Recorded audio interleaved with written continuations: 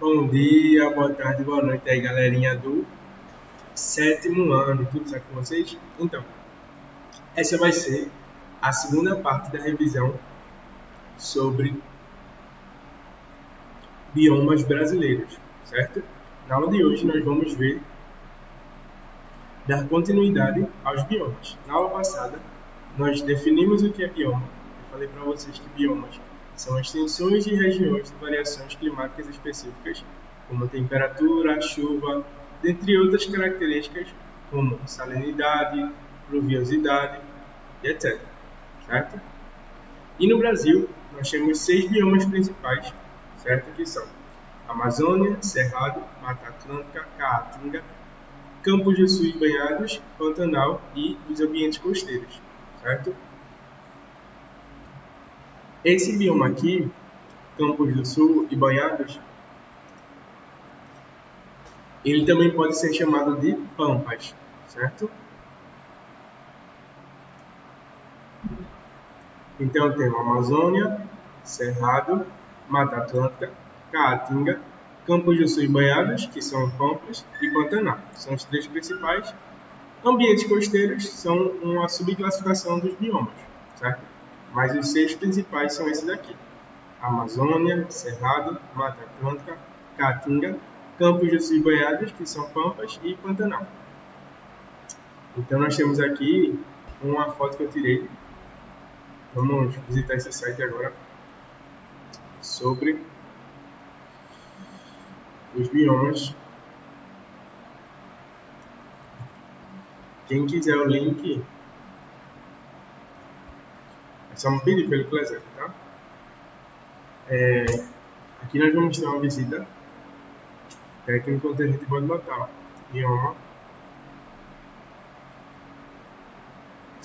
Só que infelizmente o site eu acho que ele venceu, certo? Aí não tem mais como visitar esse site, infelizmente. Mas antigamente o site era assim: você tinha Mata Atlântica, Amazônia, Cerrado, Caatinga, Pampas, Pantanal e ambientes costeiros. Costeiro, como eu expliquei na aula passada, são ambientes próximos a rios, lagos e ao mar. E aí nós podíamos ver mascotes, vídeos, links e os créditos de cada bioma desse, certo? Nós vimos Cerrado, a região do Cerrado se encontra, as características do Cerrado, isso aqui eu já dei na aula passada. Há um representante do Cerrado, a queimada como forma natural, né? E normal no Cerrado, e adaptações às queimadas que existem no Cerrado. Vimos os principais impactos ambientais, vimos depois a Caatinga, a região onde ela se encontra. Aqui eu tenho o Cerrado, aqui a Caatinga, a Amazônia, a Mata Atlântica. Nós vamos ver cada um desses, certo? Nós vimos que a Caatinga é o único bioma exclusivamente brasileiro, possui um clima semiárido e de solo raso e pedregoso. Vimos as adaptações, que possuem raízes superficiais, caules e raízes armazenadores de água, plantas espinhosas. Vimos a diferença no período de estiagem e no período de chuva da Caatinga. Eu falei para vocês da importância cultural da Caatinga para o Nordeste. Vimos 2 representantes da coroa de Frade e um bunzeiro. Vimos também a dinâmica do solo da Caatinga. E agora nós vamos ver o terceiro bioma, Campos Sul e Banhados, que são pampa, certo? Que fica aqui na região sul do Brasil. Bom, Campos Sul e Banhados, também conhecido como pampas, é uma vegetação composta por campos limpos de vegetação uniforme, com arbustos espalhados e dispersos. Os ecossistemas alagados são conhecidos como banhados, possuem solo fértil e os principais impactos ambientais que ocorrem nos pampas são bombeamento de água por fazendeiros, agropecuária e plantio de eucalipto, certo? No fim da aula nós vamos ler um pouco sobre isso. Então, nós vamos ter no bioma pampas os campos sulinos, ou pampas, banhados e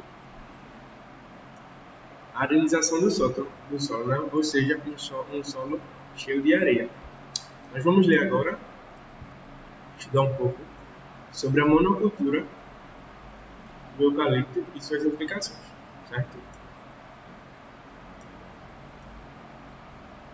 Vamos falar um pouco sobre esse tópico aí que eu citei. Bom,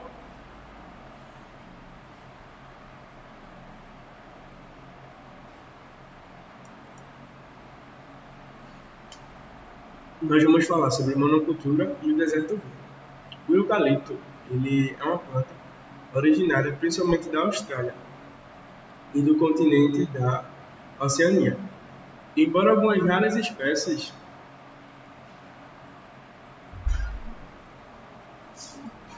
não, já parei. Então, gente, recapitulando aqui, eu estava falando sobre o eucalipto e sua monocultura e suas consequências, certo? Então, esse plantio de eucalipto, ele vem se tornando cada vez mais frequente em nosso país. A rentabilidade, ou seja, o lucro do plantio de eucalipto, ele tem grandes consequências, mas ele também traz muito lucro para as pessoas que vivem desse meio. Principalmente as indústrias que trabalham no setor de celulose, certo? A exploração da madeira para a fabricação de imóveis, por exemplo, bem como a utilização da lenha ou para a produção de carvão vegetal, tudo isso tem parte do eucalipto.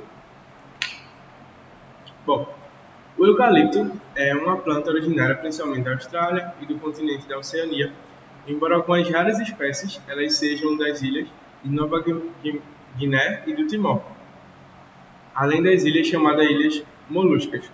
Sua implantação em outras áreas se deu somente lá no século XIX, começando pela Europa, passando pelos Estados Unidos e finalmente chegando ao Brasil por meio do Sr. Frederico de Andrade no ano de 1968, no estado do Rio Grande do Sul. Um dos maiores propagadores da espécie pelo país foi Álvaro Pereira da Fonseca. Ele realizou grandes plantações no estado do Rio de Janeiro, por exemplo, com variadas espécies do gênero da mesma planta do eucalipto. E a planta ela começou a ser amplamente utilizada depois de ser descoberto seu valor econômico. E hoje ela é utilizada como principal fonte de alimentação da indústria da celulose no Brasil, o que acaba por ocasionar grandes discussões e até mesmo conflitos entre proprietários de terra plantadas com o eucalipto e a grande massa de militantes sem terra. Uma das grandes vantagens do eucalipto é sua rápida difusão. É o fator de a planta ser capaz de se adaptar aos meios diversos, aos diversos tipos de clima, desde locais quentes e secos, como os desertos australianos, e também a climas muito úmidos e frios, por exemplo, como na Escócia. E eu falo agora sobre esse termo aí chamado deserto verde. Esse termo, deserto verde, ele vem ganhando um grande destaque na mídia, tanto no âmbito nacional quanto no âmbito internacional, devido à grande repercussão que tem causado aos atritos que vão envolver esse termo. Mas o que será que é um deserto verde? Bom, a expressão deserto verde ela é utilizada pelos ambientalistas para designar a monocultura de árvores em grandes extensões de terra para a produção de celulose, devido aos efeitos que esta monocultura causa ao meio ambiente. As árvores mais utilizadas para esse cultivo são, sobretudo, eucaliptos, pinos e a árvore chamada acácia. E grande parte dessa discussão se deve ao fato de as terras utilizadas para o cultivo de monoculturas em larga escala não atingirem um grande contingente de mão de obra humana. já que grande parte dessas propriedades são altamente mecanizadas. E quando há um emprego de mão de obra, esta não é devidamente remunerada. Outro fator que tem importância nessa discussão é o fato dessas culturas serem capazes de absorver enormes quantidades de água. E a plantação de eucalipto, ela pode até mesmo secar rios e outras fontes hídricas existentes no entorno dessas grandes plantações. Por exemplo, o estado do Espírito Santo,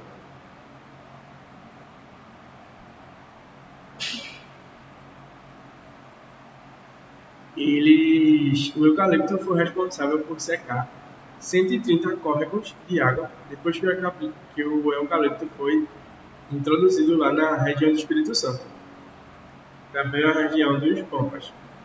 E esse problema é relativamente recente na história brasileira, levando-se em conta que a espécie eucaliptus não é nativa do nosso país e ela tem sido trazida em grande escala para o Brasil com o intuito de ser uma rentável e enorme fonte de recursos,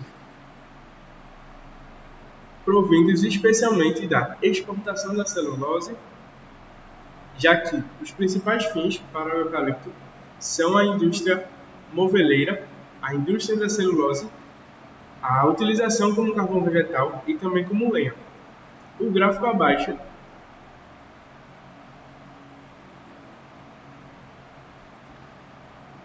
que eu vou mostrar para vocês já já.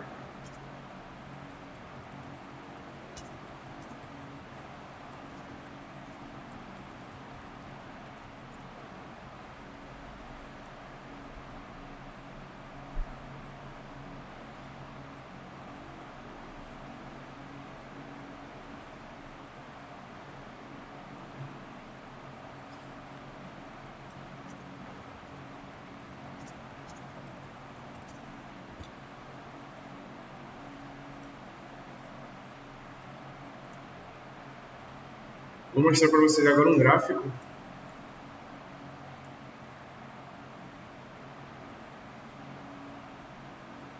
certo? Que vai falar sobre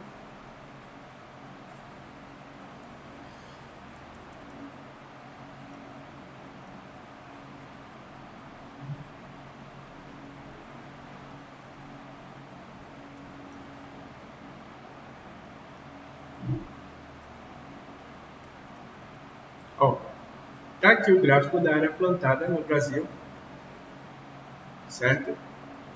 Aqui em hectares, e vejam sucessivamente como vem aumentando, certo? E um gráfico está um pouco desatualizado, né? Mas essas taxas só tenderam a aumentar a partir dos anos. Então aqui eu tenho anos por hectares.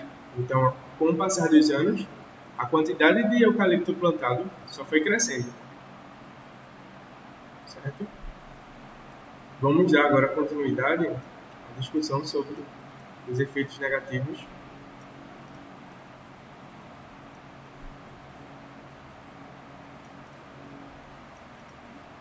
do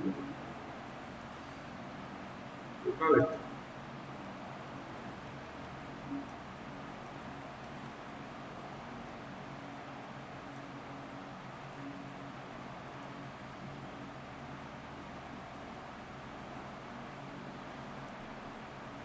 Então, nós vamos falar agora sobre os impactos negativos.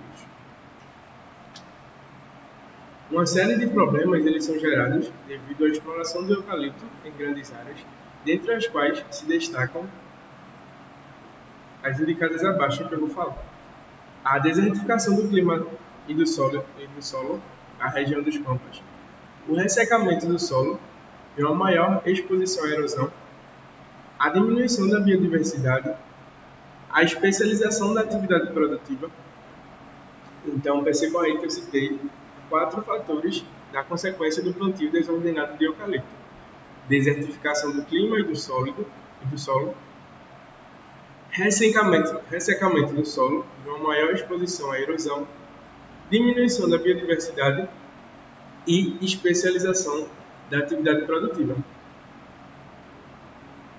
Certo? E agora nós vamos para o próximo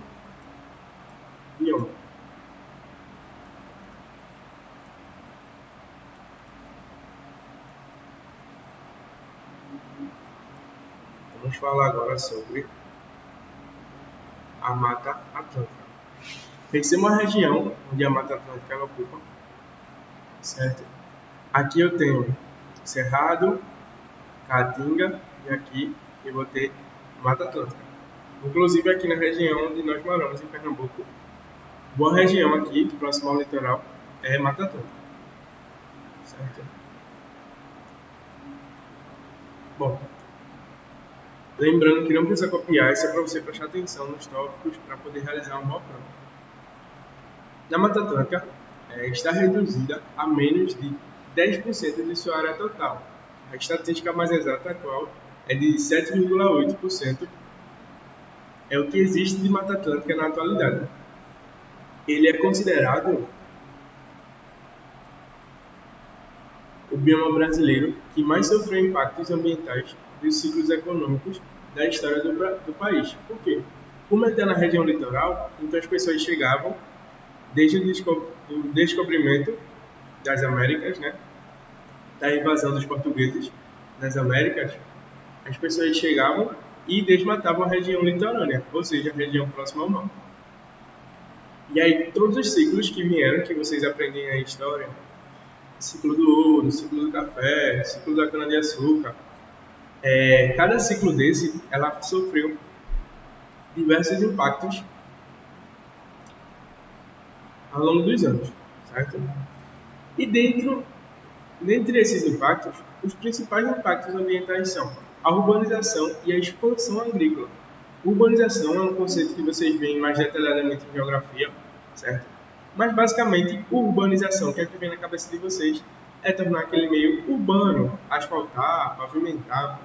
Tudo isso é a urbanização, certo? Então a urbanização ela serviu e serve até hoje como justificativa para se desmatar boa parte da Mata Atlântica e destruir essa região de grande importância para a nossa sociedade. Aqui em Olinda, por exemplo, a gente tem uma reserva florestal, que é a Reserva Florestal de Passarinho, certo? Que é uma reserva florestal da Mata Atlântica.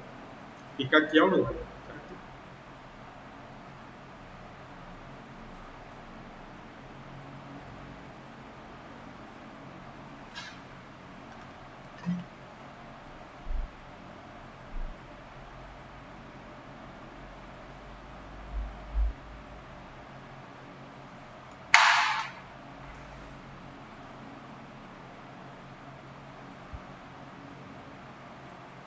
Bom,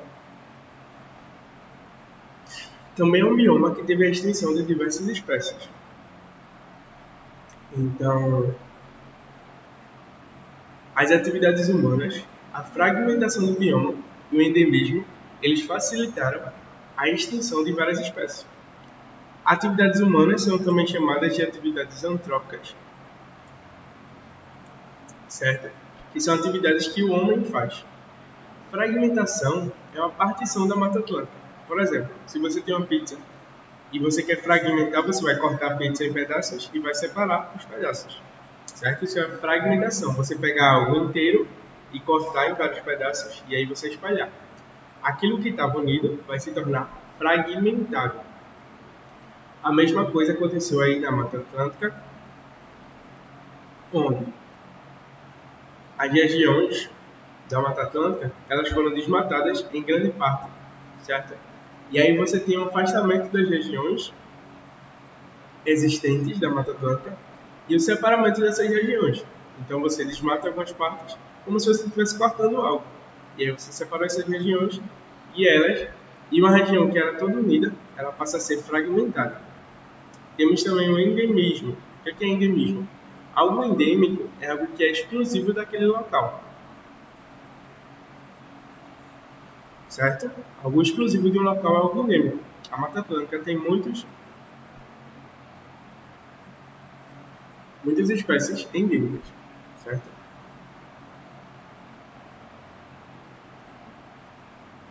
E o total, em 2016, já tinha caído para 8,5. Agora, atualmente, o dado mais atual é que nós temos 7,8 de toda a Mata Atlântica atual. Aqui está uma comparação de 1500, quando as Américas foram invadidas e de 2014. Veja aqui que só resta alguns resquícios da Mata Atlântica, certo? E atualmente está bem menor. Temos aqui um infográfico sobre a extinção dos tucanos e a consequência que vai fazer as palmeiras sumirem, certo? Vamos ler esse infográfico.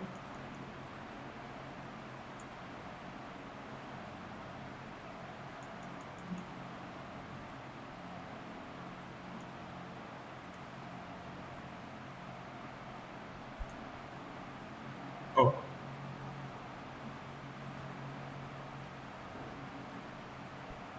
A extinção dos tucanos faz as palmeiras sumirem.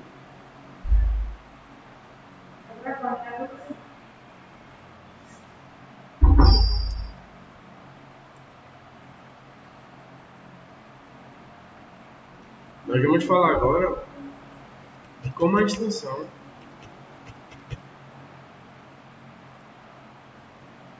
dos tucanos faz as palmeiras sumirem. Deixa eu só ver aqui o infográfico.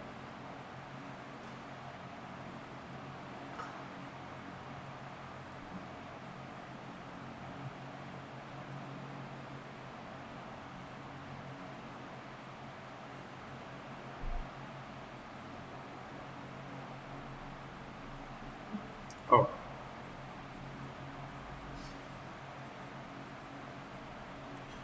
Sempre se falou que os seres vivos são de alguma forma conectados. Que se um for afetado, há prejuízos em cadeias para a vida do planeta. Estudo de cientistas brasileiros comprovou esta realidade ao constatar que o desaparecimento das aves grandes como tucanos tem um efeito devastador sobre algumas árvores, como uma espécie de palmeira, o palmito jussara. Essa análise foi feita em 22 áreas da Mata Atlântica e provou a conexão entre os animais e as plantas. Os frutos do palmito do jussara são um alimento para cerca de 50 espécies de aves, entre as quais os tucanos também, araçaris, papagaios, sabiás, arapongas e jacus. As aves, após as refeições, costumam levar sementes de árvore para a loja, dando origem aos novos pés de palmito em outros locais. Essa pesquisa foi feita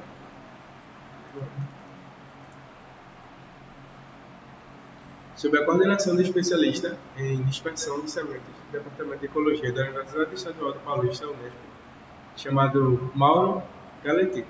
A pesquisa verificou que nas florestas onde há todos os tipos de aves, há palmeira com frutos de todos os tamanhos. Certo? Então vamos ler até aqui essa reportagem muito importante que evidencia a relação entre os tucanos